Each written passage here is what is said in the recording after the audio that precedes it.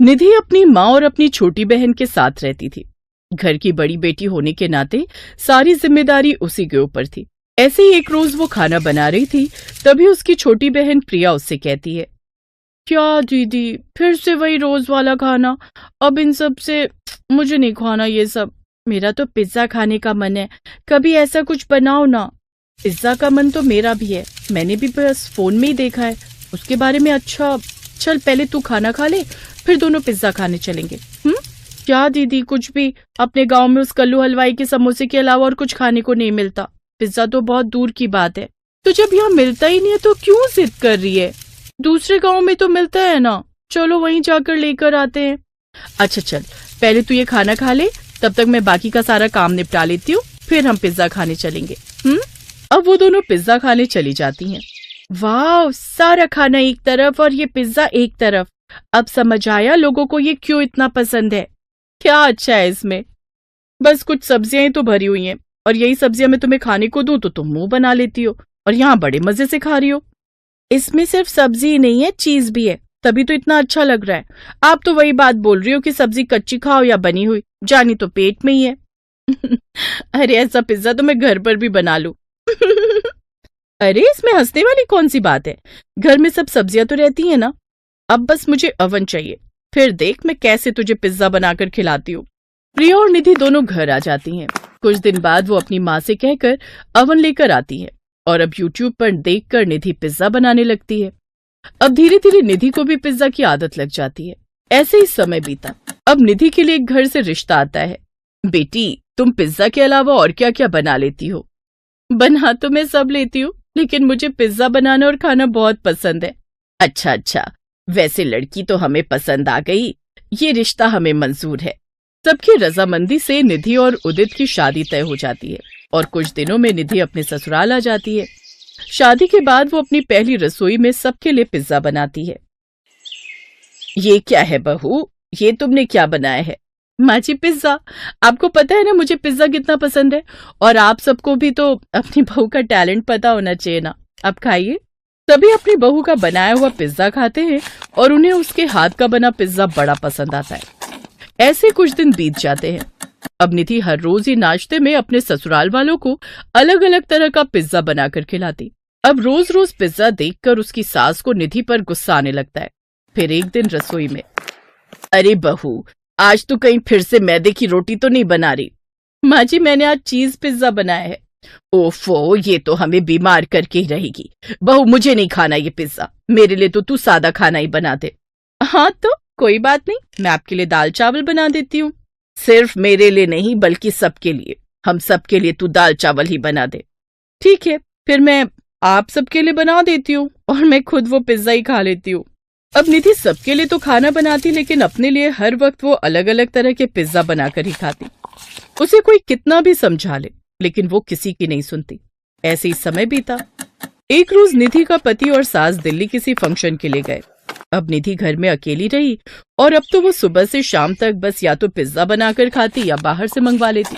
कुछ दिन बाद जब गायत्री और उदित घर वापस आते हैं, तो पिज्जा के डिब्बे देखकर हक्के बक्के रह जाते हैं। उसकी सास गुस्से से तिलमिलाते हुए कहती है, ये सब क्या है बहू, तुझे जरा भी शर्म नहीं आई क्या? जी तो चाह रहा है इस पिज्जा देवी की आरती उतारूं, पता नहीं क्या करके मानेगी ये। माँ जी, मेरे पिज्जा को लेकर आप कुछ नहीं कहोगे? अरे कमबख्त, इतने पैसे इस पिज्जा को खाने में और बनाने में फूके हैं, इतने में तो महीने भर का राशन आ जाता। अब समझ आ रहा है बेचारा मेरा बेटा क्यों दिन पर दिन गंजा होता जा रहा है। माँ जी, पिज्जा को लेकर मेरी जो दीवानगी है वो मैं आपको पहले ही बता चुकी थी, और अब आप मुझे खाने से नहीं रोक सकती। अच्छा ठीक है, फिर जो तेरे मन में आए तू कर, मैं तुझे नहीं रोकूंगी। यही आपके लिए बेहतर रहेगा, और मेरे खर्चों को गिनाने से पहले अपने खर्चों को देखा कीजिए, जो पूजा पाठ में कितने पैसे खर्च कर देती हैं। अब उदित से सहा नहीं जाता और वो से जोरदार थप्पड़ मारता है। माँ तुम्हारी भलाई के लिए ही कह रही है निधि, इतना ज्यादा पिज्जा खाओगी तो हालत खराब हो जाएगी। और तुम्हारी हिम्मत भी कैसे हुई माँ से ऐसे बात करने की? तुम्हें शर्म नहीं आती? माँ से ऐसे बात करती हो? ओफो, तुम दोनों की आखिर प्रॉब्लम क्या है? मैं रोटी खाऊं या पिज्जा, तुम लोगों को क्या फर्क पड़ता है? तुम्हारी हरकतों से लगता है पिज्जा खा खा कर ना तुम्हारे दिमाग ने काम करना बंद कर दिया है। तुम्हारी मोटी बुद्धि हो गई है। कल को तुम्हें तकलीफ होगी तो परेशान तो हम सभी होंगे ना। तुम्हें मेरी चिंता करने की कोई जरूरत नहीं है, मैं अपना ध्यान खुद रख लूंगी। ऐसे ही कुछ दिन बीत जाते हैं और निधि अभी भी पिज्जा बनाने और खाने की आदत को बरकरार रखती है। फिर एक रोज अचानक से उसकी हालत खराब हो जाती है और वो पेट पकड़कर रोने लगती है। उदित और गायत्री उसे अपने साथ अस्पताल ले जाते हैं, जहां डॉक्टर उसका चेकअप करके कहते हैं, देखिए, जरूरत से ज्यादा मैदा खाने की वजह से इनकी ये हालत हो गई है। वो मैदा इनके पेट में जम गया है और इनकी हालत काफी खराब हो गई है। इनके शरीर में काफी ब्लॉकेज भी हो गई है, इसलिए इनका ऑपरेशन करना पड़ेगा। लेकिन फिर भी हम कह नहीं सकते कि ये बच पाएंगी भी या नहीं।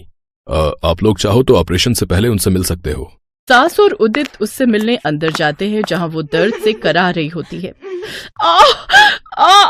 मेरे पेट में बहुत दर्द हो रहा है माँ जी। मुझे माफ कर देना जो मैंने आपकी बात नहीं मानी। मुझे लगता है मैं और नहीं जी पाऊंगी। तुम पागल हो गई हो क्या? तुम्हें कुछ नहीं होगा, तुम ठीक हो जाओगी। निधि की आंखें भर आती हैं। कुछ देर बाद डॉक्टर की टीम उसको ऑपरेशन करती है, जिससे उसकी जान बच जाती है और वो पूरी तरह से ठीक हो जाती है। उस दिन के बाद उसने हमेशा के लिए पिज्जा बनाना और खाना छोड़ दिया, और कभी मन करता भी खाने का तो वो कभी कभार साल में 1-2 बार ही खाती। इसीलिए कहते हैं किसी भी चीज की अति भी नुकसानदायक होती है। नागपुर में रतन नाम का एक आदमी अपनी पत्नी रजनी और बेटी सोमा के साथ रहता था। रतन की पिज्जा शॉप की एक छोटी सी दुकान थी, जिसमें वो पिज्जा बनाकर बेचा करता था। उसके हाथ के पिज्जा खाकर गांव में सभी उसकी जमकर तारीफ करते थे।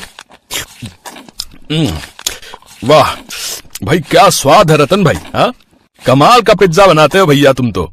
भले ही तुम्हारी दुकान थोड़ी छोटी है, लेकिन सस्ते दाम होने के कारण हम गरीब भी इस पिज्जा का आनंद ले सकते हैं। हाँ, ये तो बस आप सबकी दुआएं और ऊपर वाले की मेहरबानी है, जो दाल रोटी का गुजारा निकल ही आता है।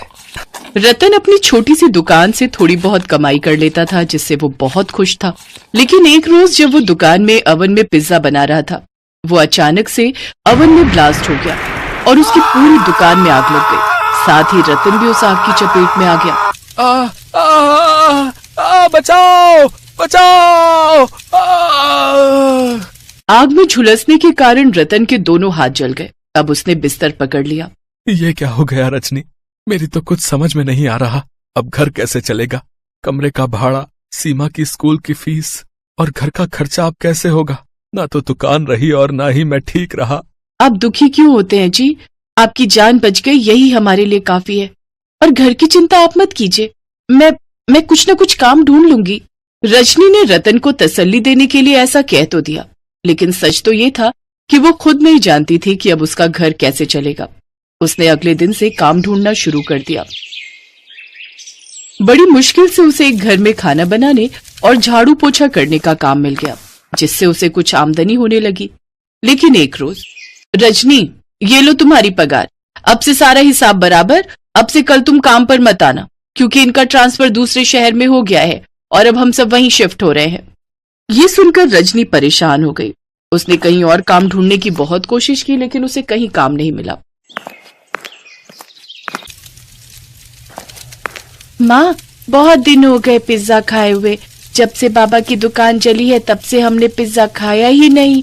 आज मेरा मन पिज्जा खाने का कर रहा है, तुम मेरे लिए बना दो ना पिज्जा। लेकिन वो बनेगा किसमें? मशीन तो। तभी उसकी नजर रसोई में रखी बड़ी कढ़ाई में जाती है, जो उसकी माँ ने उसे दहेज में दी थी। पिज्जा? हाँ, बन जाएगा पिज्जा। रजनी जल्दी से बाजार जाती है और पिज्जा बनाने का जरूरी सामान ले आती है। फिर घर पर ही कढ़ाई में पिज्जा बनाकर तैयार करती है।